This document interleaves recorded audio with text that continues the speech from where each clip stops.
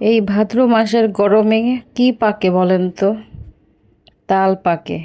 তো পাকা তালের সিজন থাকতে থাকতে আমাদের এটা তৈরি করে খেতে হবে। আসসালামু আলাইকুম এভরিওয়ান।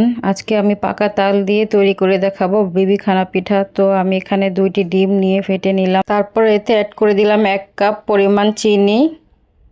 তো আমি ভালো করে এটা ফেটে নেব।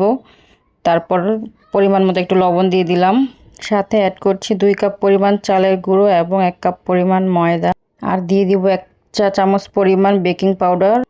তারপর দিয়ে দিব সাথে 3 প্যাকেট গুঁড়া দুধ। এখানে আমি ছোট মিনি প্যাক ব্যবহার করেছি। এখন আমি সব কিছু একত্রে ভালোভাবে মিক্স করে নিব। তো এটা আস্তে আস্তে মিক্স করতে হবে। তারপর আমি এখানে দিয়ে দিব 1 কাপ পরিমাণ তালের পিউরি।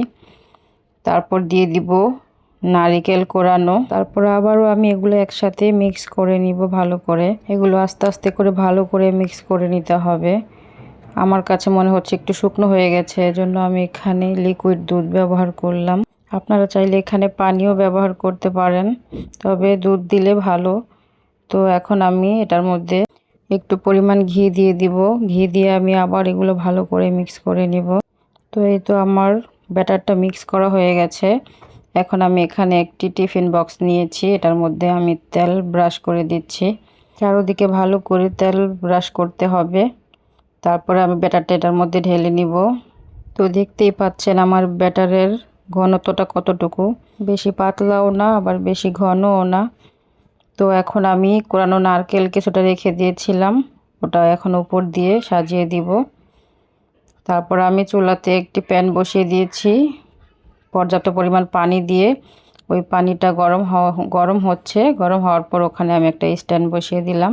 স্ট্যান্ডের মধ্যে আমি বাটিটা বসিয়ে দিব। বাটিটা বসিয়ে ঢেকে দিলাম।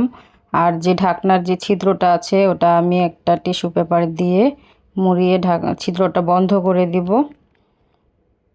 তো এখন আমার অপেক্ষা করতে হবে আধা ঘন্টা। তো এই তো আধা ঘন্টা পর আমার পিঠাটা রেডি হয়ে গেছে, তালের বিবিখানা পিঠা। তো আমি সাইড দিয়ে একটা ছুরির সাহায্যে এটা ছুটিয়ে নিচ্ছি।